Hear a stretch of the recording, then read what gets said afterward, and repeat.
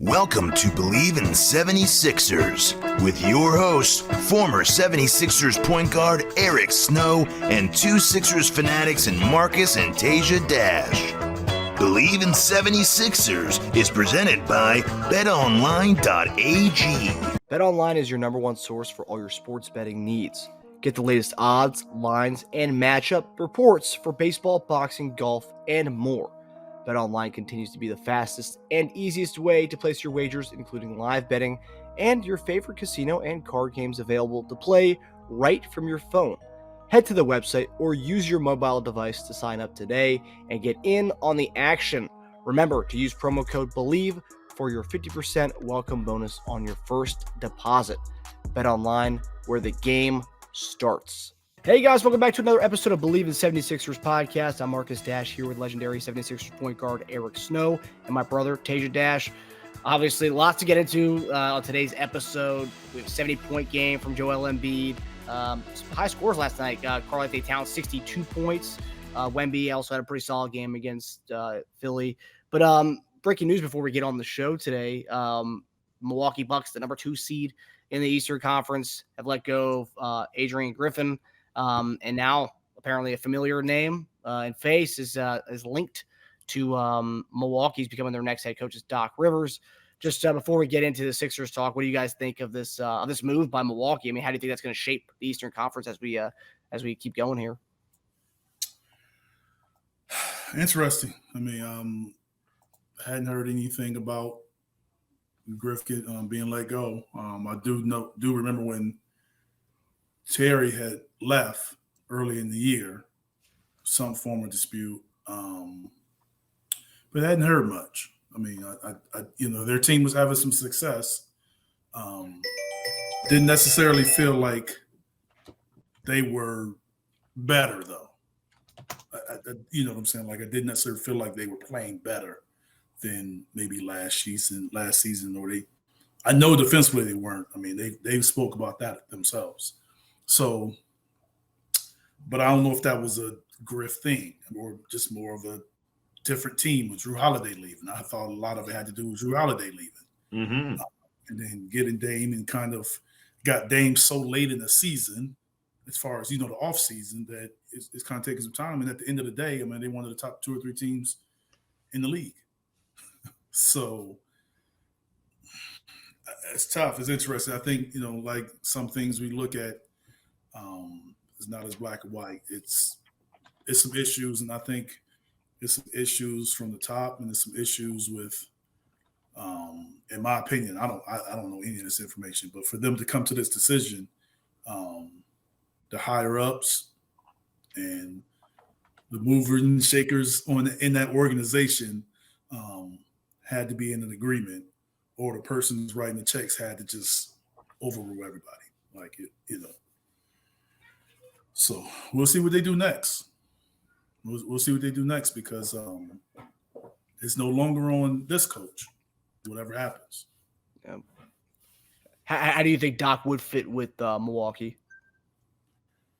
I mean, if Doc is a guy I believe that can come in the middle of the season and make it work. I do believe that he can come in, and he's coached long enough, and he's very familiar with the players that they have. He'll get the respect from the team. So I do believe that he's a guy, whether he's the best fit, I don't know, but I do believe that he's a guy that can walk in there and kind of get the team and make it more of a smoother transition, I may say. You can get acclimated pretty quickly. Yes, I don't necessarily know if that's a long-term move for that team, but I do think it's a good move for a temporary or a move right now in the short term. Yeah. Man, I totally forgot about Terry stepping down earlier this year. So they've had it's been kind of a rough water season for them. I don't really know. Like I know all these people personally. I know Griff, I know Terry, but I haven't spoken to any of those guys. Nor would I even speak to them about this. Yeah. But I know them both enough for it to go down the way it went down. It was something there. Yeah. So it was something there.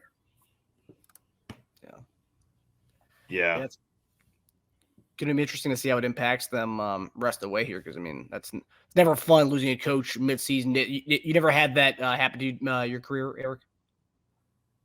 A coach change? In midseason? Oh, yeah. They the Sixers fired Randy Ayers in the middle of the season. His first year.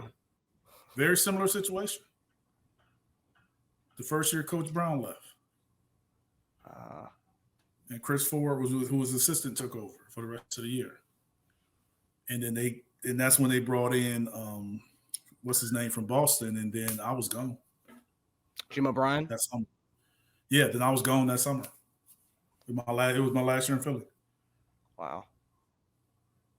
And how does midseason coaching change kind of impact the team? I mean, obviously positives. There's obviously positives and negatives to that. I think from our perspective, we weren't playing well, but at the beginning of that season, guys were out.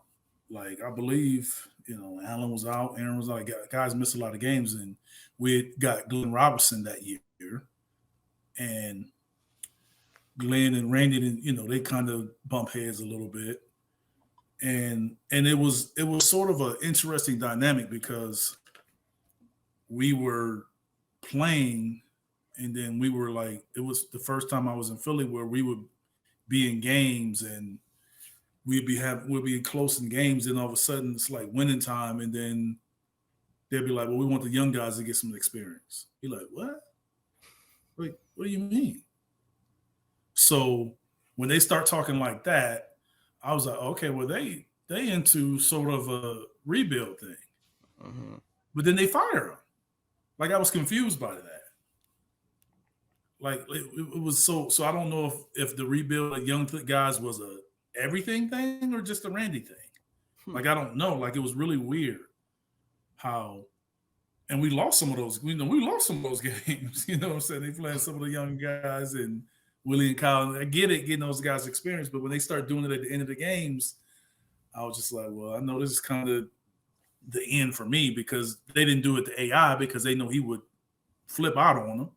Mm-hmm. So they would play all the young guys in AI, basically. And before you know it, Randy was gone. We got no warning, nothing, just fired.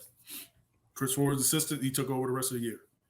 And then Chris came in and was a stickler for the rules, putting in these stringent rules that we didn't have before, and he had issues with that. Because I remember I missed a practice for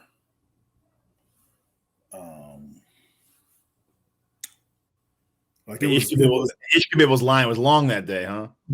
No. I Bleav I missed a practice. I Bleav one of my boys had to go to the doctor, had a seizure or something. Okay. Wow. It was it was a serious issue. And I missed the practice, and he told me I wasn't gonna start. He's by the book, huh? Yeah, like that. Was that soon after he took over? That was when Chris took over. Yeah, when he took over. So it was this big old thing. And remember, at that time I had a star streak. I had the longest streak in the league. Man. And he ended up letting me start. Oh, he ended up letting you start? Yeah, I ended up starting. So I kept that streak. I kept it all the way to Cleveland, and my streak lasted until Paul Silas kicked me off the bench in Detroit, and I didn't play the next game. That's how my streak ended. Oh, man. Oh, yeah, that's how my streak ended. Consecutive games played, yeah. Since I had a starting streak and I had a consecutive games play streak. So this streak was after I had broken my ankle and my thigh. My thumb. That's when the streak started. Wow. So I basically had played every game since I had came back from my ankle and thumb. And I played every game until that one game in Cleveland. Man, that's wild.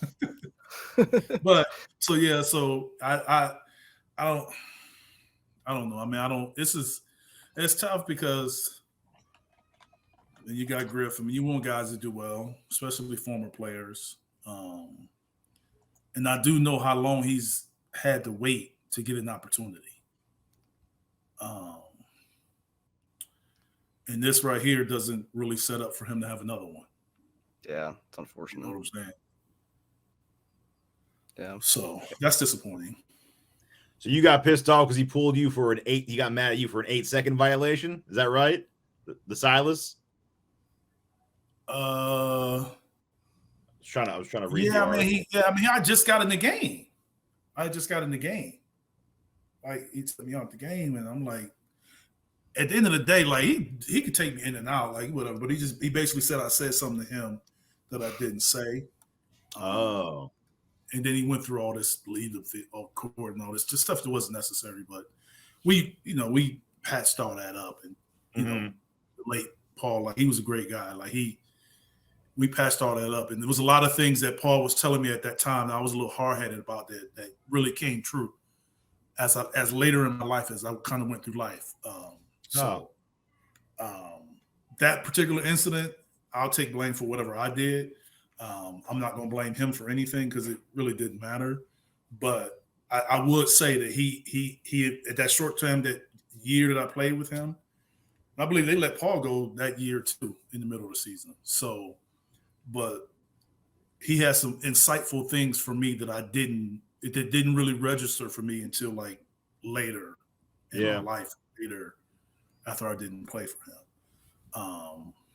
So I don't that relationship right there. I'm glad I'm glad it went exactly the way it went, because I think it made me understand what he was saying even more.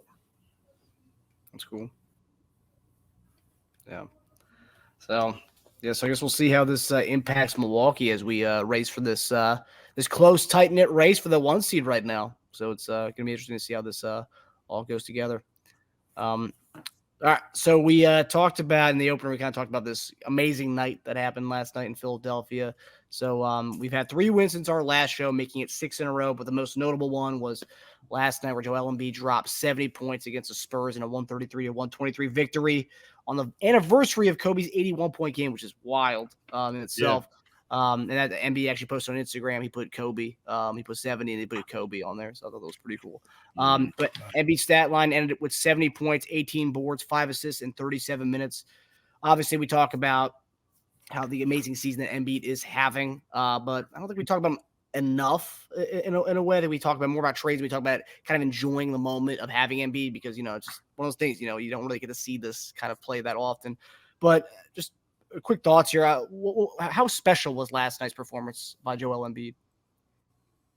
To me, it was extremely special. One of the best individual moments you can experience being a Sixer fan and someone in the Sixers uniform. I think sometimes we have so much talent that come through this league and so much talent that come through these teams that these special moments like this, you kind of take for granted because you feel like they come more often than they really do. Just think of all the great players and all the great scorers that have come through Philadelphia, and none has scored 70. That tells you how great of a feat that is and how hard it is to actually do it. And then to do it in the amount of minutes that he did it in a somewhat competitive game. Mm-hmm. It wasn't the force-fed 70 that we've seen in the past with some guys. Even though they were making sure they gave him the ball, it was still within the flow of the game. Yeah. It was still within us, basically the same amount of rest that he usually gets. Yeah. So that's what made it, very special for me to sit there and watch and first, when he went off for he about to get 50, 40. You're like, he about to get 50. He about to get 60. You might as well let him get 70. So that's how, the game went. So I just think once he had that great first quarter scoring and then he had that great third quarter, you like, okay, well, I think they would have left it at 60 until the Spurs kept kind of coming back and making it a little interesting. So once they did that, it was like, okay, well, let's kind of leave him in there. And then once he kind of left him in there, we're like, well, let's just go get 70 then, since we're here. Why not just do 80? I mean, it's not like you just end up at 60 almost every game. So yeah, I know. Once you're there, let's see if we can pull this out.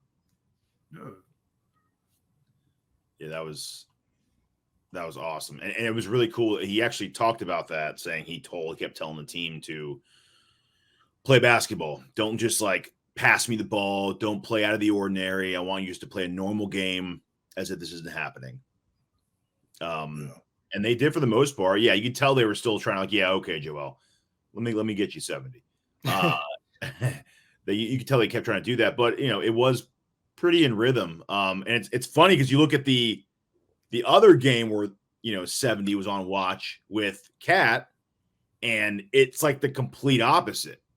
Anthony Edwards basically said we lost because we just started watching him score a lot, and we just got completely out of the game.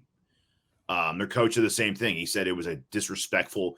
Can you imagine that? Scoring that much and your coach comes out saying it's like a disrespectful night for basketball? Like we disrespected the game tonight because they just like sat there and watched him to see how much he can score in a game, like a 2K game or something. And, you got hours like that, everyone's been loving it because, again, like you said, it just came in a good basketball night. Like the goal was to win and to play the right way. And while doing that, he pulled out 70. Whereas like, it was just like, all right, I'm getting the ball every time. I don't care if you're wide open. I'm scoring as many as I can get tonight. Forget the win-loss. It just came so naturally. And it was awesome to see. It was, probably, I'd say that people were saying the best Philadelphia 76er performance of all time in a game.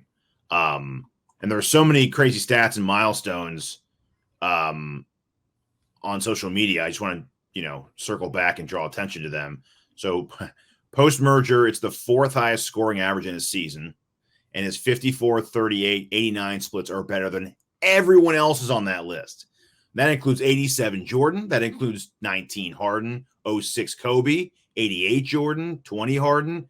I mean, no one has a higher field goal percentage. No one has a higher three-point percentage, and no one has a higher free throw percentage on that list of people, which is crazy because you're talking about a center and all these other guys who were guards, which is it's insane. True shooting percentage for players with averaging 35 points per game seasons, highest of all time, higher than Jordan's 88 season, making it the most efficient. I would think his percentages would be higher than those guys. Field goal percentage, yeah, but three-point percentage? Yeah, even three, because sometimes they maybe Jordan, because Jordan didn't really shoot a lot of threes, so George was the lowest. The likelihood, to be the lowest with the fewest attempts. Kobe took so many contested tough shots. Like, I get what you're saying, but that's not necessarily shocking to me. And free throw? That may be free throw because they were both really good free throw shooters. Yeah, all those guys were Harden, Kobe, and Jordan. Yeah. So that, but it's not like they had bad free throw percentage. He just had a really good one. Yes, I think one of them is tied with him. There's just no one's above him. No one has a higher percentage. So that shows that the season that he's having is unique. He's following up a MVP season, but these are the type of things you have to do to follow up an MVP season. Because 2 weeks ago, people were like, I don't know if he's an MVP again. Now it's like almost clear he's number one. Like, I don't even think I'm sure you have some people that feel like, he's just a scorer. But it's a travesty if he doesn't get MVP. Say it again. Travesty if he doesn't get MVP this year because of the games played. I think this year is more at this moment right now in the season. This year is clearer than last season. To me. To me. But I can be called biased. But I'm just saying, to me, this year is clearer. Because I remember I was one on saying last year I thought Giannis was closer to Joker and Embiid. This year I don't feel that way. Yeah. Even though Giannis is having another great year. Yeah. Yeah. I still feel that it's a difference, and you know they've taken James away, and the production's been better. I almost feel like if he has like one game left on that MVP threshold, if he's injured, you play him and then like sit him down after a second, just to get that game played. There's certain rules, or that game won't count though. They have rules for that type of thing. How much you have to play? Do you know what the rule is? I don't know, but I know that they did address that. That's interesting. I wonder how much time you have to play. You can look it up, but I know for a fact that they addressed that because that was a topic of conversation of guys just starting and then leaving the game. You had to play a certain amount, you had to do a certain thing for that game to count. If it wasn't for injury. Oh man, it's hard because when I go to minimum, it goes to minimums game played. How minutes?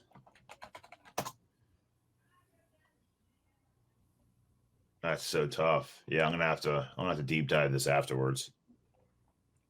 Yeah. That's interesting though. Whatever that is, man, have him run in circles or just stand in the middle of the court for 5 minutes and then pull him. Like he can't, I mean, I just think this would be one of the best seasons lost for a guy at this point, at least. You know, I mean, I don't see him trailing off and averaging only 15 points the rest of the season. So, so true shooting percentage for players with 35 points per game seasons, highest of all time, higher than Jordan's 88 season, making it the most efficient high volume scoring season of all time. And yes, that includes Wilt seasons. I feel like I always have to clarify that. You know, it's a BWAW, before Wilt, after Wilt. Yeah.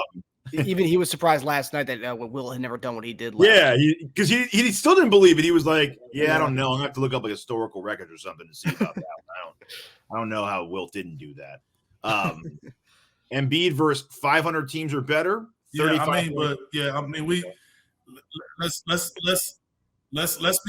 let's be fair to Joel. Let's be extremely fair to him and not compare him to Wilt Chamberlain's numbers. Yeah. You're right. Because Wilt Chamberlain's numbers and records are so crazy. Yes.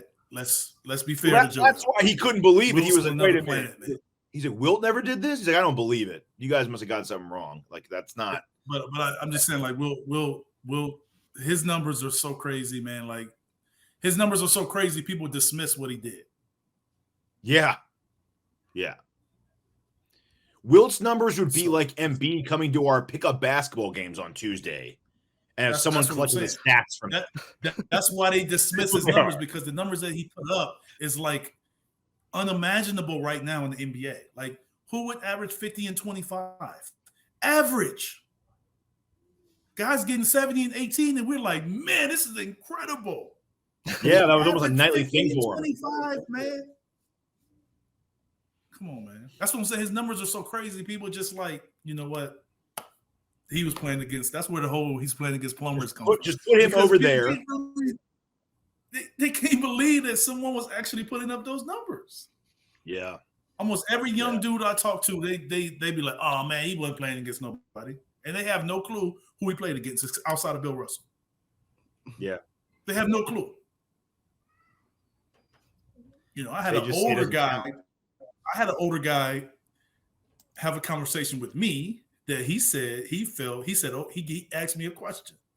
And I thought about it. It was an interesting question. He said, take the NBA right now. It's 30 teams. I said, yes. He said, cut it in half. I said, what do you mean? He said, make it 16 teams. I said, okay. He said, do you think it'd be more talent on each team if it was only 16 teams? I was like, yeah. He said, more talent on each team, yes. Yeah. He said, well, okay. Well, if teams play with more teams, it don't necessarily mean they had less talent. Sometimes it means they have more talent. That's a good point. So I was like, well, that's interesting. That's an interesting point. Yeah. I didn't necessarily agree with it because we still got the same top players. But you said that was an older guy that said that to you? Say it again. It was an former player that was older than me. Okay, I was gonna say that's definitely an older thing to bring up. A young guy wouldn't be bringing up an older player that I didn't play against. So he was much older than me. But he was talking about how people dismiss when they played because it was like fewer teams and stuff like that. And I've always said that, I respect that part of the game, that time of the game. I just know that with the advancements of the game and advancement of technology and advancements of medical, it's different.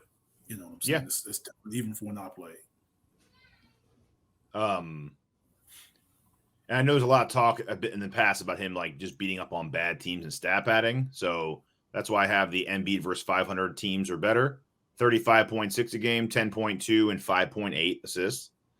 Obviously, he has the 21 straight 30-point games, trailing only Wilt 25, Wilt 31, Harden 32, and Wilt 65. So, again, let's just go ahead and say that 65 is never going to be broken, because if Embiid broke the 65 record, I'd put him in the top like 20 of all time, maybe even top 10, because 65 straight games, you're talking about like legendary status. Like that's like, again, playing like with our, Wilt did 20. He did 20 plus. Wilt did 20 plus 4 times, man. 20 plus 4 times. What you mean? You mean only got 20? You mean under 30? No, I'm saying he did 20 plus of 30 plus games 4 times. Yeah, I know. 4 times, right? I want to watch the game that broke all those streaks. So that's what I want to see. James, I'm saying James is in there for doing it once, and now Joel is in there for doing it once. He did it 4 times, and then one of those times was 65. So right now, that's what 13, 14 more games than Joel and James combined. Yeah. That's what I'm saying. Like, let's just do Joel a favor and not compare him to Wilt and Wilt's numbers. Yeah. That's ridiculous. That's ridiculous, man. It's crazy. It's crazy. It's like that, people on social media, they do like, how many games or whatever stat it is, and they have like the empty slots and then like Wilt. So it's like Wilt and like all the way down here, Harden 35. It's like, dude, I mean, that is Harden 32. Sorry. That's crazy. Shows you how great Harden's season was that year too, by the way. I mean, that's ridiculous. But yeah, man, it's crazy. It's what a great season he's having. And I don't want to take it for granted. The reason why we do take it for granted, or people do, is because we're accustomed to watching him average 35 plus, right? So like, but doing it on a night-to-night basis it's crazy impressive. But like, he averages that now. So it's like, but think about it, 70 is double that. 35 is already an unbelievable, like, elite player status to be in. And then you got double that in a game. It's just, it's crazy. It really is crazy. Yeah. Yeah, moral story. Okay, I know I just found that article. Where the games play article. Oh, about minutes? Yes. Okay. Hold on, I'm looking at it right now. It is, you got to play 65 games, and you got to play at least 20 minutes in those games. Oh, wow. Yep. Okay. 20 minutes in those 65 games. Yeah, that's pretty rough. So if you played 15 minutes or so in those games, if he played less than 20 in any of those games that he's played in, they didn't count. Wow. Yeah. Like I said, unless you went out for an injury, but if it's just them just taking you out, that's crazy. That's when you got to play 20 minutes. That's what I said. I remember, I knew that it was some rule, that it was a minutes rule that they added because so they wouldn't have the situation where guys would start and sit out. Yeah. For the rest of 20 minutes is a lot, right? So that means they were thinking, they were like, guys might abuse this. But it's 20 minutes. But it's 20 minutes of. But it's 20 minutes of the 65 games. Yeah. 20 minutes. So it's really just at the end of the season. Could eliminate guys sitting out, and it can eliminate, teams, guys just, a team doing it on purpose. Yeah. He hasn't had anything below 20 yet. It was a CBS. I seen it it was a CBS report that came out like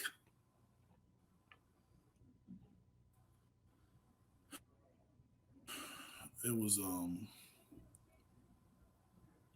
it actually came out in April 17th of 2023. Someone named Jasmine Wembish wrote it. Mm-hmm. And it was like new details emerged about the tournament and threshold and all that. So it was written by CBS News Sports, April 17th, 2023. If you want to read it. Yeah, no one's gonna sit there and do nothing for 20 minutes. I mean, I forget about that. So that's not happening. Yeah. Damn. Just a quarter and a half, or a little bit more than a half.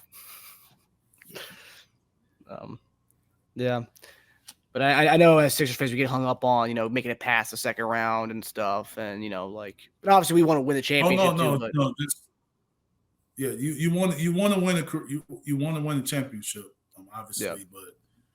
But Joel's this season is great, but technically his legacy is really going to be about what this team does, especially with the other two quote unquote top big guys have already won a championship. It's true. And we haven't gotten past the second round. Let me ask a question though to a former player like you. Obviously, you want rings. You want to look back at your career and see rings. But if I were to tell you, hey man, if I were to go to Joel and be like, hey, you're not going to win a ring in your career. I'm from the future and you don't win a ring in your career. Would the kind of career he's having right now be like the second thing you'd want out of a career if you just didn't win a ring? Like if you just couldn't have a ring and that's not an option, would the way what he's doing right now be like okay, well, if I'm not going to win a ring, then I just want to dominate for 15 years then. Absolutely dominate. Most guys, if you go and ask them, they would rather have a great career without a ring than an okay career with rings.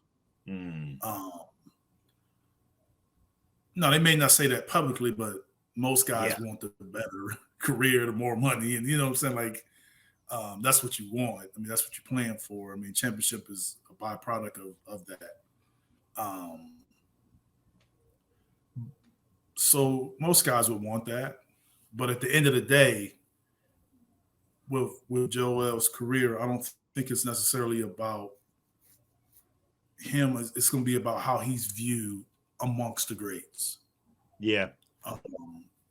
It's some greats that did win. I mean, Karl Malone is third in scoring now.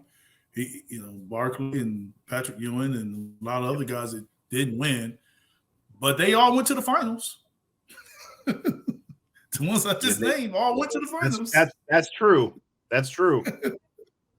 So it was never a topic of going past the second round. Like that wasn't the issue for them. You know what I'm saying? Like they all went. Like what top 75 players have not even been to a finals before? I don't understand. Dwight Howard went to the finals. I mean, listen, there's a lot of people that went to the finals. We just want to get out of the second round. Did Carmelo ever get one with you? No, Carmelo didn't. Not even as like a role player, right? No, Carmelo went to the conference finals and lost to the Lakers. Conference, okay, yeah, he went to conference. We're baby steps. We just want to get to the conference finals, and then we can talk about getting to the finals. That's what I'm saying. Like it's a lot of the top players that, like, to say that he never got past the second round. It's not many. Yeah. Yeah, even Ewing got there that 1 year. Well, 94, right? Ewing got there? Ewing to the finals. Yeah. And the conference finals, I believe. But I know he got to the finals. And they lost to Houston and took it to game 7. Harden, another one. Conference finals. Yeah, he got to the conference, though, yeah. Conference finals, yeah. Oh, you mean just further than Embiid? Yeah. I mean, like all these guys got further than Embiid. That's what I'm saying. Yeah. Yeah, Reggie Miller finals, right? They lost. Yes.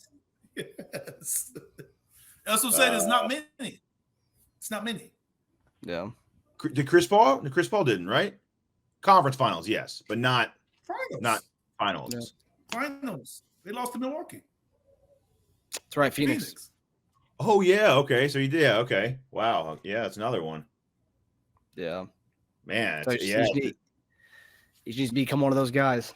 I mean, that's what I'm saying. You go to some people like maybe like Dominique. I don't know if Dominique made it to the That was the next guy I was on, actually. It was Dominique. But I don't know. Like, I don't think Dominique did, but that's what I'm talking about. Like, I'm talking about the top players that we talk about, some top scorers. Most of them at least went to the conference finals. Conference finals, yeah, that's crazy. And not finals. I think like 2 maybe did not go to the final, and that was James Harden been to finals. Yeah. Oh, that's right. They lost. Okay, yeah. So it's Carmelo. Yeah. And Dominique. Yeah, it's not many. No, man, that's pretty crazy. Wow.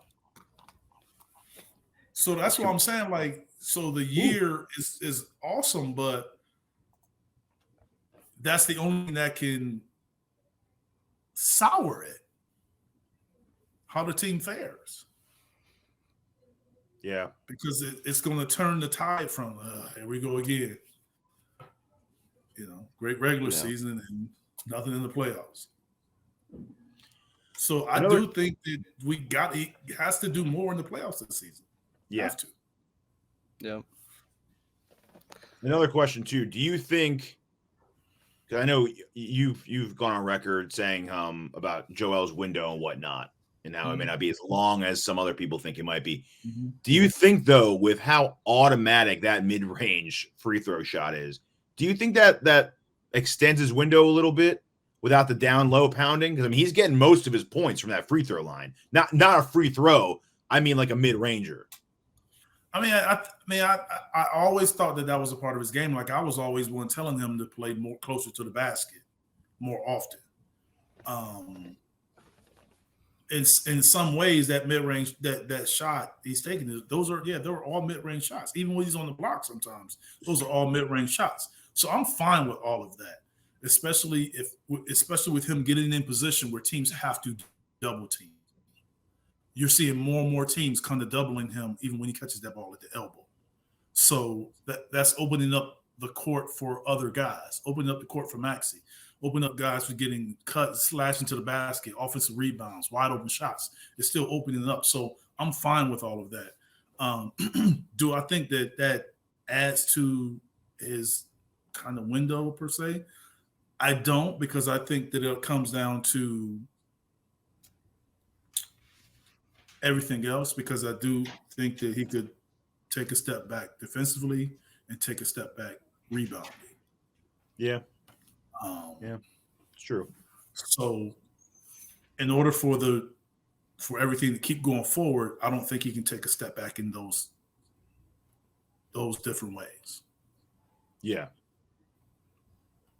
Yeah, so it's like dominant MVP, dominant across the board, elite, like all-star. Yeah, he still doesn't sound like he's still going to be really, really good, but is it to the point where the teams double him? Are they still doubling him? Or are they pulling him away from the basket, and now all of a sudden he's exposed on pick and rolls because he can't play up and be able to rebound and block shots? So he's playing at a high level, and I still believe that we got to win a championship within, 2 years? 2-3 years. I believe you got to do it, yes. I believe you got to do it. Because when you start dropping, that it's steeper than we want to believe. I know. Yeah. Yeah. So I mean, and that's just slowing down. We're not even talking about potential injuries. Yes, so him slowing down and like him still being productive, he's going to be productive as long as he's healthy for a long time. But being productive and making a run in the playoffs every year are two different things. Yeah, yeah. But that mid-range, man, I mean, it is deadly. My God. That's sweet. Yeah. Analytics would call him the exception. Yeah. Not many of those. But the ones that can do it just have that It's green more. light. It's just the ones that do it well. They call them the exception. Yeah. Yeah. Him and Durant got that little area. Instead of saying more guys should be doing it, they just call them exceptions. Yep. Yeah, I know. Yeah. Yeah. 70 points with only 2 threes last night. And then you look at the other hand, Cat's 62 points. He had 10 threes last night. And the last one was an air ball to lose the game. Yeah. So it's you gotta be efficient both ways, basically. Yeah. And seize these moments to take us to past the second round. Yeah. All right. So in getting to the second round, many people are saying we need another piece. And so this past week, Jake Fisher mentioned the team is interested in moving Maxey off ball a little more. We've had rumor interest in Tyus Jones and Malcolm Brogdon. And Philadelphia Inquirer's Keith Pompey has been pushing DeJounte Murray lately. So question for you guys, in all things considered with the salary that these guys have in our team, I got 4 options for you. So the names everyone's talking about. So pretty much swapping Morris for Brogdon, Covington for Murray, Covington for Tyus Jones, and lastly, signing Kyle Lowry when he's bought out. So that's potentially that. Apparently the Hornets are going to buy him out when that trade is hammered away and done. But of all those moves, which one do you think would be enough for the Sixers? If any. If any, yeah. The Kyle doesn't work for me. No? Kyle Lowry? No. You don't like that? I don't see why you would go after Kyle when you got Pat and Melton. I don't see where that. Yeah. That's a good point. I don't see how that makes sense. I don't. You give up a bigger guy to go get another guy that's smaller than 2 of the guards you already have. Like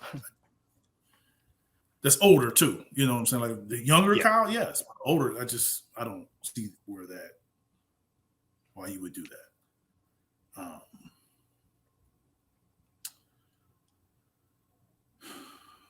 I like Brogdon with size. I'm not sure. I think if I like Brogdon from the standpoint, I like him more as not a full-time point. Mm-hmm.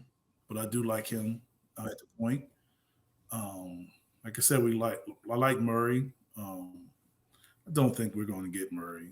I just don't think that's realistic. No. I don't. I think that Atlanta will get better offers than what we're going to offer for him. Than what we're willing to give. Yes. I think it's going to take more than just picks.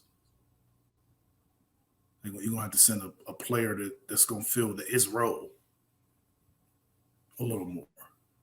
Not just a throw-in player that's kind of not going to play, just a duplicate of players they already have. Even though he would be the best fit as far as being able to handle the ball and getting Maxey off the ball. He's the best. I believe I said that he's the best fit. He's the most talented. Out of the names that we had, I do like Tyus Jones a lot. I do. He's just so small. Yeah, I mean, but he's a gamer though. I mean, he plays with those guys in Memphis. Those guys in Memphis aren't much bigger than Maxey. No, so it's true. Whenever he started there, they played well and he did well. So he's a guy that I think that could be a really sneaky good get. I mean, if I had to pick, I guess I would say Murray. If I would go number 2, I would say Brogdon, and then Tyus Jones, and then Kyle. What about if we could get Caruso without giving up any of those? Batum, Rocco, Morris. Would he upend one of those guys? Yeah, but I don't see Caruso coming in and moving Maxey off the ball. I don't see him like that. See him as a guy that can come in and play and help and be a guard that can play both positions, but I don't see him as a guy that you say, here, you got the ball, let's put Maxey off the ball. I don't see him as that type of player. Now, Tyus Jones, I see as that type of player that's going to run the team, and Maxey's going to play off the ball. And Murray, who's played point guard and started as a point guard in the league and made the All-Star game as a point guard in the league.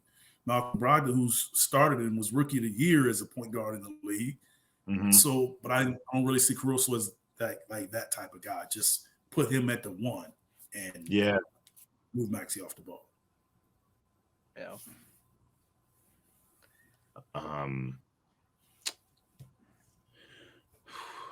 So you're not really concerned on who we would give up as far as like Rocco or Morris. Like you're just like, if it's a guy that we think. I think if you're making that move, because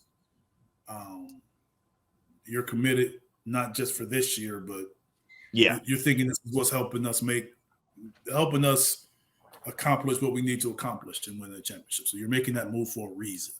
Yeah. So to me, you're making that move and you're giving up someone that you feel this new person coming is going to have a bigger role and be able to make a bigger impact. Yeah. And it's interesting too, because they were saying how there was like a dual report. One of the reports was we don't have a high registered interest in Murray like right now. And it was right now was in that quote. And then the next quote was Morey doesn't see as getting involved in trades at this point as an option. You wait till closer to the deadline. So I was like, So maybe he just saying that right now doesn't mean at all. It just means today I am not going to make an offer for Murray. But could I make an offer for Murray on February 3rd? Sure, I can do that. Or January 30th or 31st? Sure. So I thought that was interesting. I'm like, okay, so he could still be. Yeah, I feel that the Hawks' demand is high right now. I think they said two firsts. I think right now your demand is really high. Supposedly. Yeah. I think Tyus Jones is one. They want one first. I think they said we offer like multiple seconds for him. So we're definitely trying to keep our assets in place. Our assets in the seats. And then but yeah, I don't think they're worried about it. I would, in my opinion, as long as we keep Batum. Batum's weird, man. It's a guy that I've always kind of wanted Batum because I think he's he fits with a lot of teams. He's like an older, like Mikal Bridges type. I think Mikal Bridges almost fits on every team in the league. That's kind of like how Batum was coming up. He's gotten older now, but he went from a guy I was like, oh, we're getting Batum, great. Like, let's see how that works, to a guy that I'm like, man, how did we play without you at one point? Like he fits so well with what we do. And Joel just loves him. And even a stat line last night, I think he was floating close to triple-double land, wasn't he? That would be the guy I'm like, okay, like he stays. Morris and Rocco, I think, offer both great things and depth, but when we shorten our bench in the playoffs, how much is Rocco going to play with our current team, right? Like I don't know how many minutes he would get with our current roster. So it's like you got a chance to get you got a chance to get Murray, and you wouldn't move Batum. Is that what you're saying? If that's the deal breaker, I mean, yeah, I mean, I would in the end. If that was like, okay, we have to have Batum in this deal. I doubt they're going to demand 35-year-old, Batum in that deal. I think that'll be more about picks. Well, they may demand his salary. But I think Morris has the highest salary out of those guys. So I think if anyone's going to be if we're going to get like a mid-20s salary or high 20s salary, I think Morris is the guy that gets thrown into that deal, because I think Rocco makes like 11. I think Batum's around the same. So I think if we're going to get Murray, I think you're going to see Morris gone. Maybe Springer's that young guard to give him. I don't know. Defensive 1-2 guard next to Trae Young off the bench. But no, my problem, the one thing with Tyus Jones is just his size. But if they plan to mix and match him with coming off the bench to take over for the point guard when Maxey's off, they can play together a little bit. 40% catch and shoot threes, 39 the last 3 seasons, reliable ball handler, a little small, but $14 million. I heard he wants to get paid this offseason. Brogdon, I'm seeing might go to the Knicks. They're trying to get him right now, so I don't even know how realistic that is at this point. But Murray, I just think would be a good fit. I think his salary's still really reasonable for what he gives you. He's 6'5". He can switch. He's long. I don't think he's the defender that everyone thought he was turning into when he was like second team all defense back in 2019. I think he's regressed a little bit off that. He hasn't gotten better off that. But hey, I mean, he comes to a team with other good defenders and Joel manning the paint. So maybe he steps it up again on this team. Nurse is a great coach. We have a good coaching staff. So maybe he makes him a better defender again. But he's shooting 39% from three this year. I haven't looked at his catch and shoot, but 39%, Murray, that's fantastic. He can play on ball, play a little off ball. He can take over the lead guard spot when Max is on the bench. Can play with him on either side. I think we're going after a guard. I think Murray fits that. And that's probably the 2 second round asking price was probably why Maury said, yeah, we're not trading for Murray right now. He said all the asking prices currently are all too high on everybody. You have to wait till closer to the deadline. So maybe they go to a 1 pick and a pick swap and then a young player. Who knows? Yeah, you get closer to the deadline. If they want to move them, then they got all these teams bidding, then the prices is going down. So we'll see. Apparently, Eric, they said yes to it's a rumor, and it got posted by prominent accounts, but them and the Lakers got near a deal for D'Angelo Russell and a first round pick, but they don't want Russell. They said find another team to take him. Yeah. So good luck with that. So yeah, I mean, Russell and a first, who knows? Yeah. I would like Brogdon on there. I know you said the Knicks are close to dealing for him. I would like Brogdon for the Boston kind of spot there. We do have to meet them in the playoffs to have a Boston guy to be kind of be good. And dude, he played really good against us in that series. He was when some of the big guys weren't really producing during those games, he was stepping up for them. He was hitting key shots. Yeah.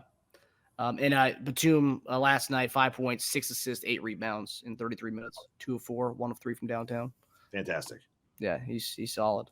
And yes, some Sixers fans, obviously, they want to bring Kyle Lowry, the Philly aspect, Eric. So you got Philly native, played for Nick Nurse, and also played under Morey in Houston.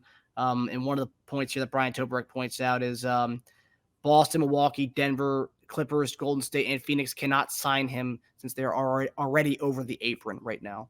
Yeah, the first, second apron. Yep. And we are 2.76 million below the first apron. So I don't know. I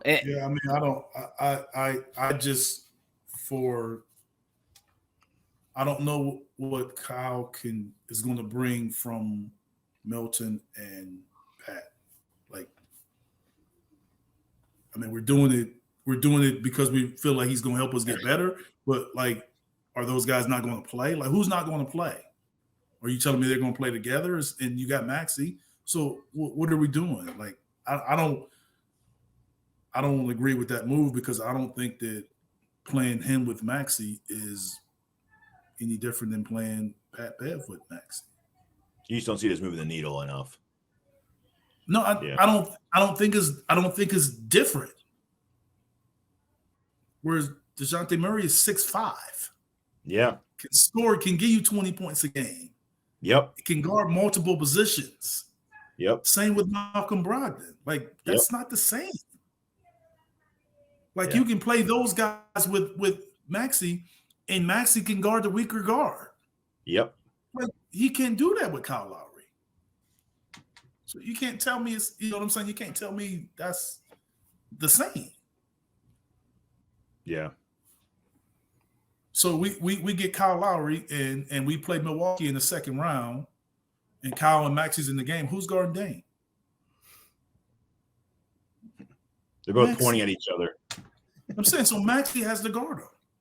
Mm-hmm. So what do we have him in there for then? If Maxey still has, if we're moving him off the ball to still guard Dame. Yeah. Yeah. But with Pat Bev, he wouldn't have to guard Dame. Yep. With DeJounte Murray and Malcolm Brogdon, and Tyus Jones, he wouldn't have had the guard day. It's true. Mm-hmm. Yeah, So and we have to be thinking.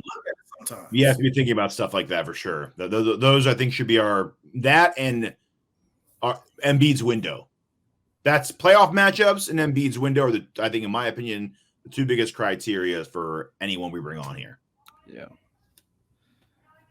Lowry could be someone we look at if we are trading a guard in a trade for someone and then we needed to bring on somebody else. Like, let's say we were to do a trade and get rid of Melton in a trade to get Murray or something, and then you bring on Lowry as another piece. I don't know. And that definitely would be a short-term fix. That obviously is not answering any long-term window. It's different if you're moving Melton. That's what I'm saying.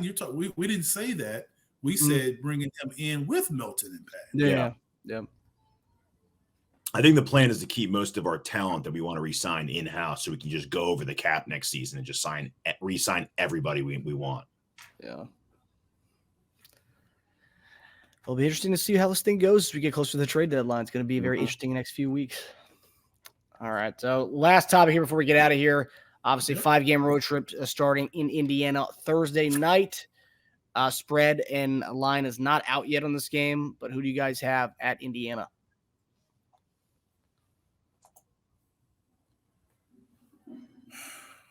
Halliburton's out. That's tough, man. Is he still out? I think I saw today he's gonna be out the next 3 games. They still play well. They do. They play fast, man. Will Siakam be there? Yeah, he's not injured. Has he played with them yet? Has he played with them yet? Yep. How did he play? I think How did they play or how did he play? How did he play? He had 15 points, 7 assists, 4 rebounds, and fouled out against Phoenix. That was Monday, or that was Sunday. And I believe did he play against Sacramento when they beat him? He played against Portland the game before that. They lost by 3 in Portland. No. He had a good game. 9 of 14. 9 of 14, 21 points, 6 rebounds, 3 assists. Yeah, Halliburton played that game, right? Halliburton did play that game. They still lost. I'm saying, but he's not playing the next game? No, yeah. I read today he was out the next 3 games. Okay. He did not. Halliburton did not play in the Phoenix game. Okay, I say if Halliburton's out, we pull it out. We win the game. Yeah, I think we win. I think they keep it a little closer than we're comfortable with, though, for at least 3/4 of it, and before we pull away. But yeah, I believe we win that game. Let's see if Siakam goes back to his old Toronto days of killing us. His usage is going to be through the roof with Halliburton now. That's for damn sure. Yep. The 2 games we played, Indiana, both those games were ridiculously high scoring. First game, we won 137-126 at home. The second game, both have been at home. And the second game, we lost 132-126. Yeah. So first time we're playing Indiana this year. So a high scoring affair. All right, guys. Well, hopefully we pull that one out, and hopefully we continue this win streak as we get to the road trip. Before you go, I want to say that I totally forgot this, but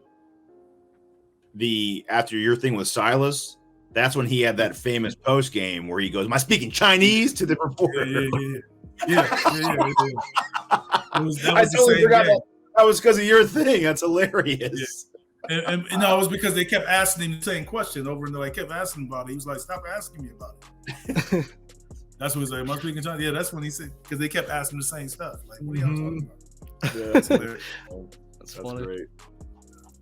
All right, fellas. Well, we'll see you guys Friday as we continue this road trip and preview another Embiid Jokic showdown. Oh, yeah. All right, take it easy. All right, there you go. Guys.